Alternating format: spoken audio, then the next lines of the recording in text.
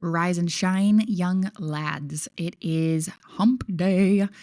I've actually never said hump day a day in my life. So today is a first. Happy Wednesday. I just filled my cup of coffee for the second time this morning, and I woke up, and every single Wednesday I host what I call a stretched session for the Evolution Content membership. And so I wrapped that up, and my heater is right next to me, and so I feel nice and cozy like at my desk, and I love my office. I've set it up to be it's like a it's like a Chan cave.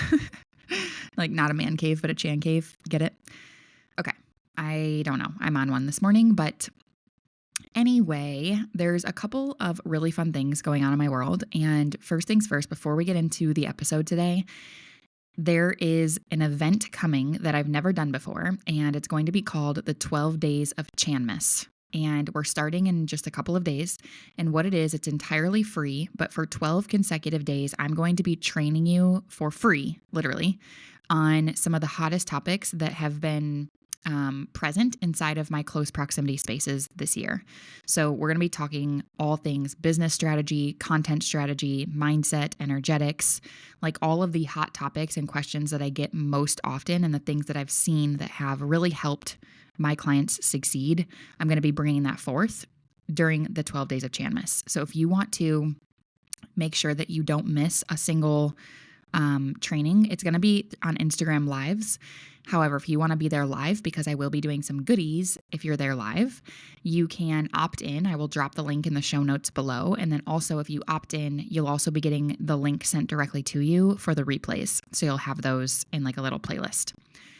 Okay, so that's one announcement. The second announcement is, I don't know if you guys have heard of Substack, but I actually have a client that I love, and she's killing it on Substack. And so I have been intrigued with Substack for quite some time because of her, because I've known that she's been so successful, and I love writing. And I know that Substack is all about, it's mostly for writers. However, I think there's been like some photo and video updates that you can add over there. It's going to become like another platform in my opinion. But then Gary Vee came out and said he's going to be spending time on Substack. And the last time that he told us to go on a platform was, in my opinion, 2020, when he said, get on TikTok. And I didn't listen. I did not listen. At the time, I didn't even really have a business. So I guess that's probably why I was like, for so long, I was like, I refuse to be on social media. However, I'm going to listen to Gary Vee because he's the man, and I feel like he knows what he's talking about. And I also get excited about Substack. So I'm going to be creating my Substack and posting over there and learning all about it. And I will be bringing you all of my findings and keeping you posted on that journey. Whew. Okay. I want to get into today's episode, which is going to be me letting you know some of the things that I've learned in mentorship. And the reason that I want to share these things with you is because everything that I've learned about becoming a better leader has increased my revenue. So I say this all the time. If this is your first episode where you've ever listened to me, you should know that I say this all the time, that money is a byproduct of who you become along the way in your entrepreneurial journey. So if this is a personal development, journey on crack, then it's your job to personally develop. And I take that very seriously. Like I don't take that lightly. My goal is to stretch myself into the best woman that I can be, both for my clients and for myself and for my family and for my life. And so with that being said, I worked really hard this year to step into an elevated leadership. And because of that, I have super high retention. Like I don't even say that to brag. It's something that I've dreamt of. It's something that I've worked hard for. But women, once they come into my world, they tend to stay in my world. And when it comes to like running a business and having projected revenue, that is like a massive flex when people want to keep renewing and they want to upgrade and they want to stay in your space and they want more of you. Like that is the ultimate goal versus always having to go find new leads and get new clients and like always new. You now have like this revolving door of clients that you love to work with. And then to add to that, I would say the longer that you work with a client, the longer that I work with a client, the better their results get because you know them as a human being, you know how to coach them, you understand what they're working towards, all the things. So all of that to say, at the end of last week, one of my high-level mastermind clients who has been in my world in many different angles. She was a part of my very first course that I ever launched in the business realm, which was called Online Course Creator. And then we kind of like separated for a little while, and then she came back and she joined my mastermind. She's also coming to my retreat at the end of January. So all of that to say, she sent me at the end of last week a message, and I'm going to read it to you. And she said, also, I wanted to say from the hot seats call, I could feel a shift in you. I'm sure it's been happening in the background, but I could feel a fire and fuel in you and a refocus back to connection and leading people to find their voice, legacy, and community. It is amazing to get to be in the presence of that energy. And to me, that's like, I know that she wouldn't say that if she didn't mean it, first of all, but also for someone who's been in my world for so long to witness that growth in me as her leader, it just means everything to me. And then I had a mastermind client who took a step back. She was dealing with some personal things. So she took a step back from the mastermind and she left for a little bit. And then she ended up coming back in and re-signing a few months later. And upon her return, like she dove in right away and she dropped this message into the team chat. And she said, it's my first week back. I went right back to month 1. By the way, the updated takeover vault is everything. And I actually for a moment forgot that we updated the vault inside of the takeover to make it a little bit more user friendly and to make it make sense versus just like, my goal is to never just overwhelm my people with resources and like feel good about myself because I overstuffed it with resources. And then my ideal client like doesn't have a ton of time to go watch a ton of trainings. Like that's not why they joined my mastermind. However, if they need something, it should be easily found. And so we updated the takeover vault and she came back in and she was like really impressed by that. And that felt really good. And then I had 2 clients over the weekend, last weekend, email and they get like an automated renewal email to remind them it's time to renew. And one of them responded and said, duh, you're never getting rid of me. And the other one responded and said, yes, I want to stay. I'm not leaving ever. And honestly, you guys, like I don't even know how to articulate what this means to me. Like it means everything to me that they want to stay in my world and that they feel that strongly about the space that we've built together.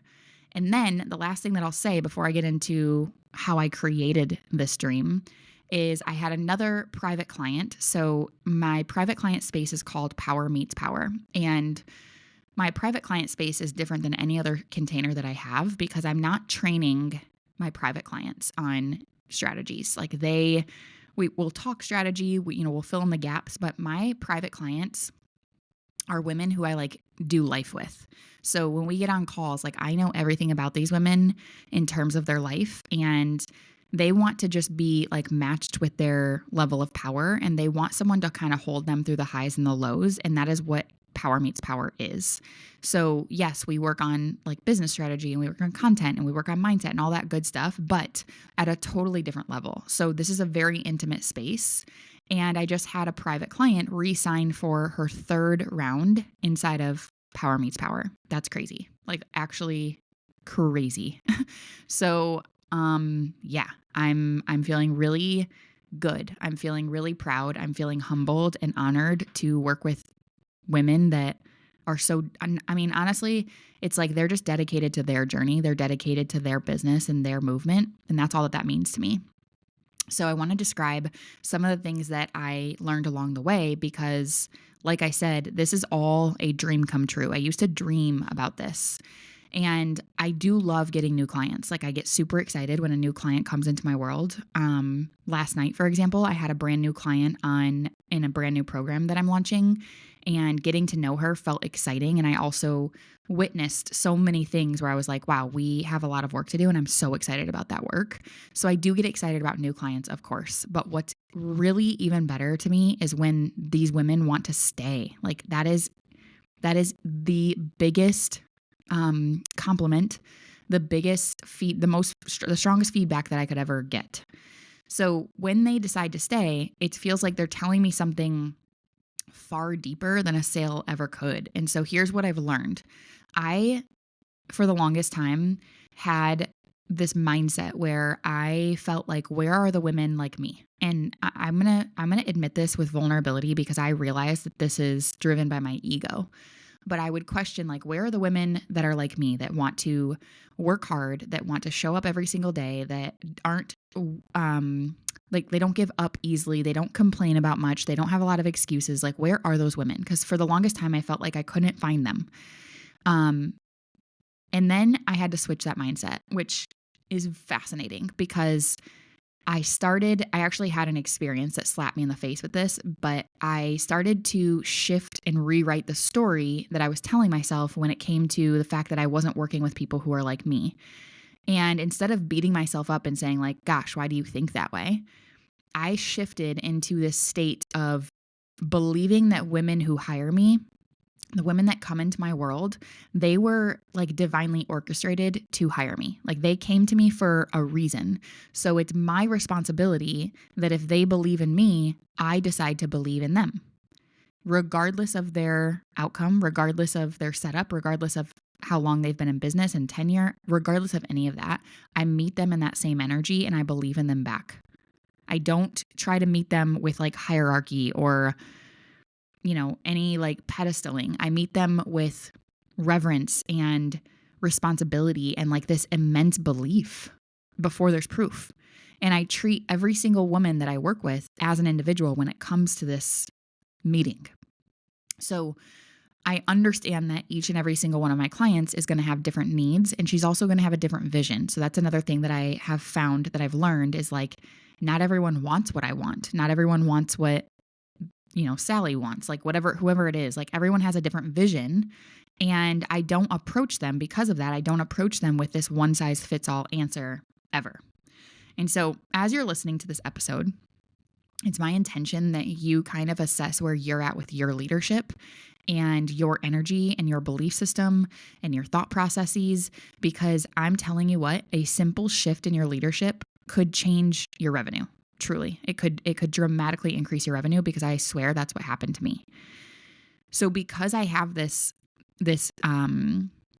returned belief, they feel empowered to trial and error, which to me is everything. Like, your whole journey inside of this business is to experiment and find what you love to do, find what works for you, and find ways that you can improve and realize what your own gaps are.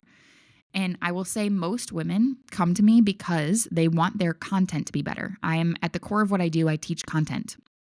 I have this firm belief that everything centers around content. Your income will be dictated by your content. Your reputation will be dictated by your content. And I say this all the time, I've said this in a prior episode, your clients who have hired you, they're also watching your content, and that's going to be part of the reason why they stay with you as well. However, I never tell my clients what to say in their content, ever. Like, I'm not going to tell you what to say. I'm not going to tell you what to post. I'm not going to tell you what to do, even though inside of my mastermind, I give weekly content prompts. Okay, so that is a thing. However, these content prompts, I've really taught my clients to use discernment. And I remind my clients that these ideas that come from my brain for them are not theirs. And so I remind them to, of course, like, practice discernment in what you create and come back to your voice time and time again. And because of that teaching, the potency of their content has increased dramatically. So for this one, if you are like getting inspiration from other people for your content, there's nothing wrong with that, by the way. But the inspiration can't be like completely mimicked, because it's not going to work for you, because it wasn't your idea. It's not your voice. So if you're getting inspiration from other people's content, just take this with you. Is this something that could come from your own brain? Like, is this something that you would actually articulate out of your own mouth if you were chatting with a friend, versus trying to be somebody that you're not, because that shit doesn't work. Okay, so there's that one. Then the next thing is I talk to my clients with behind the scenes energy. So I've been to like several events this year. And one of the recent events that I went to, I had like this very intense experience. And because of that, I actually shared that with my mastermind clients and my private clients behind the scenes, because there was takeaways that I took from that event that would be applicable and beneficial for them to hear. However, this is not stuff that I talk about in my front-facing content. So I create this community, this sense of like family style, like a sense of trust, where I actually open up to them in ways that demonstrate the I go first energy. I go first. And here's how I'm thinking about this. And even if it was like a bad experience or something that, like I had opinions on, I am always checking myself on if a leader said this in my space, if one of my leaders said this, what would I think, what would I feel, and how would I respond? And that is how I lead my spaces. So inside of these containers, inside of these groups, I'm not like, I don't posture. Like I'm not wearing a mask, and I'm not trying to hide behind perfection, and I'm not trying to be their boss. Like we are equal, although I am leading them through a particular transformation. I show them, it's my goal at least, to show them what it looks like to be real and powerful. And there's a boundary here because I'm not talking to them as if we're like besties. I don't think that they hire me for that. They hire me to demonstrate leadership and to have an elevated woman approach. And so I do hold myself to that very high standard, but that is not to be confused with, like I said, pedestaling myself or trying to be their superior. They're not inferior to me. I treat the women in my world as equals, and that's regardless of results. I don't care how much money these women make. We are equal when it comes to woman conversation.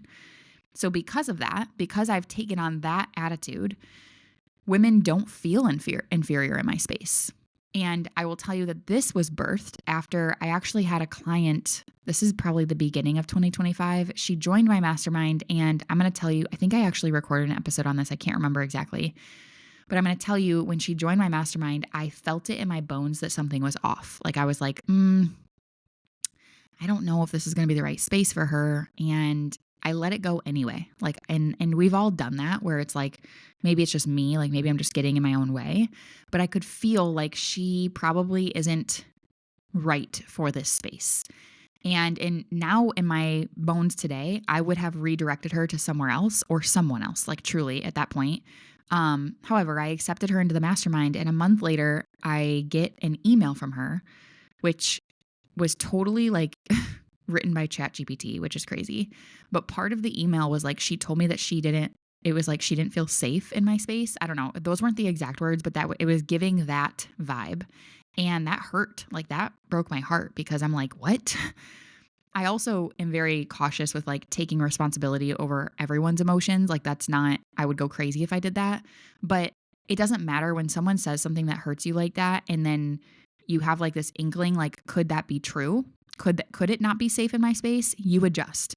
And so I've adjusted in a way where it is my utmost priority to make sure that women feel safe in my space while also feeling encouraged, stretched, empowered.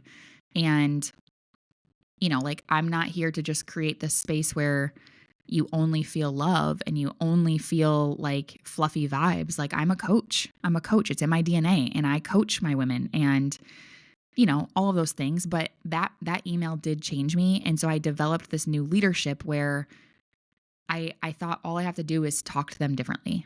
And so that matters more than the metrics ever could to me. And that was really important for me. And I do feel like that is why women like to be in my world, is because they have proximity to me. And I also live my life to a very high standard, and I demonstrate like leading by example. Okay. The next thing is I prioritize my own evolution on so many different levels. And what I mean by that is I'm constantly learning. I don't know if I were to count how many hours in a week that I am studying or, I don't know, simply like improving at something, it would be a lot of my time. So I prioritize my evolution when it comes to that by diving into new strategies and trying new strategies. I'm always adjusting my mindset. I'm looking at my energetics. I'm all the while like doing introspection like you would never believe, and going inward and like really getting connected to who I am and what mission I'm on. And I bring to my clients what actually works from all of that. So I would never suggest that they make a move that I wouldn't make myself. And in order to stay true to that word, I have to really put myself out there, and I have to really dive into these things. But because of that, the options for them when it comes to me teaching them strategies, or when it comes to me looking at their business and they have a question, the options for them are never dull. Like there's always a different way if they want a different way. There's always a small tweak that can be made. There's always something alive happening, and there's like a new discovery unfolding in every minute. And that's really fun. Like that just takes away the monotony of what at least entrepreneurs hate. Like can't stand like the boring, like, do everything the same and like do what's predicted and do what's expected. There's a level of me that loves rigidity and I love routine, but when it comes to like my business, I got to keep things fresh. And I think my clients like that too. And so there's that one. Okay. Then this year has been totally different when it comes to mentorship for me. Like I've said many times, 2024 was the first year that I really started getting into mentorship, which is crazy, but I also feel like 2024 was the first year I ever took my business somewhat seriously. 2025 feels like the first, like, okay, this is not a side hustle anymore. This is like a full-blown business. And so in 2025, I decided to look at mentorship differently. And the way that I look at mentorship is I'm not only trying to diagnose my own gaps with what my mentor specializes in. Like, I think that's key number one is what do you need help with the most? And can you find a person who is like a genius at that thing? So that's number one. Number two is, do you understand who the mentor is that you're hiring at their core? Like, what are her or his core values? How do they operate in their relationship? How do they operate in their family? How do they handle their money? What's important to them? Do they take care of their body? Like, all of these things come with severe intentionality. And here's why this matters. Obviously it matters for you, because if you're going to be mentored by someone, you need to respect them on many different levels, in my opinion. However, this is super important because whoever is mentoring me is going to indirectly impact my clients. Like, whoever my coach is going to also, it's going to trickle down into the clients that I coach. So if I'm being mentored by someone that has, that never moves their body, for example, she never exercises, or she, slanders men. Like, that's one thing that I can't stand is like, what is the point of that? Or she, treats people badly, talks a lot of crap, like whatever it is, spends a lot of money that's unnecessary. Like, those sort of things, those are not my core values. Everyone is free to do what they want, but they don't match mine. And so if that's who I'm being mentored by, that's going to bleed through me and into my clients. So I've re-signed with my mentor into 2026 because of her integrity beyond her results. Like, she is a whole woman. And I know that because I know her personally. And the way that I know her personally is not just because I'm on calls with her. She posts this stuff in her content. So major key alert. If you're not talking about what your core values are, the way that you think, the way that you live your life outside of your business, if you're not talking about those things in your content, you're missing a huge boat. Also, this just led me to, I had a woman literally voice message me yesterday, and she was interested in my closer proximity spaces. And the reason that she's interested in my spaces, you guys, is not because of how much money I make. It's not because of my offers have X amount of calls. It's not because I have X amount of followers. The reason she wants to hire me is because of who I am. She quite literally said that in her voice message. Like, she said, up until this point, like I've really struggled with finding women that can hold me, that women that are strong, women that have integrity. She said that in her voice message, and she said, and I see that in you, and I want to be around a woman like you. And I'm like, whoa, that is the coolest thing ever, because that's how I hire my mentor too. And I want to be led by this whole woman because my clients deserve that. My clients deserve that. So I stay true to my mission, and by doing that, I'm very intentional with who I hire. I also let my mission, beyond staying true to what I'm doing, I have surrendered completely by letting it strengthen over time. Like, I've given myself permission this year to know that we all have this feeling, at least I think we do, like where we're like, there's got to be more, like something's bigger, something's around the corner. And that sometimes that feeling can feel like you're in limbo, but it doesn't have to. So I've given myself permission to be like, you know what? Right now, I'm killing it. I'm loving what I'm doing. And I know for a fact that it's just going to continue to get better and better. And I'm going to let that play out as I move forward. And so because of that attitude, everything that I've done has like turned me into this wicked beast, if I say so myself.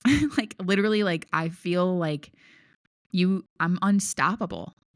And I am here to truly help women change the world with their gifts. And that's period. Like, that's what I'm doing.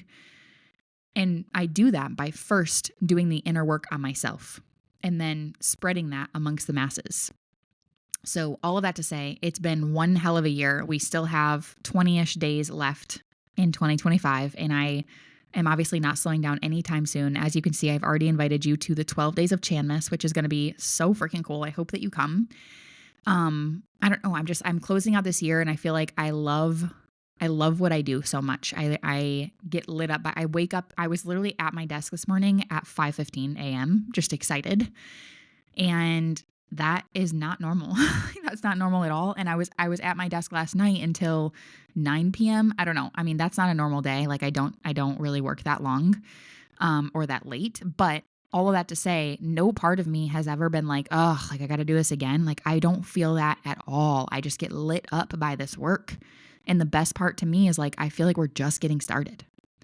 So with that being said, to my clients, if you are listening to this episode and you are in my world, I want you to know how much I love you. I want you to know how grateful I am that you have trusted me on this journey, and I vow to never let you down. So let's take over the world, shall we? Have the best day ever. And if you listen to this podcast episode and you loved it, I would love if you could leave a 5-star review, if you could leave a comment, whatever you feel is natural for you.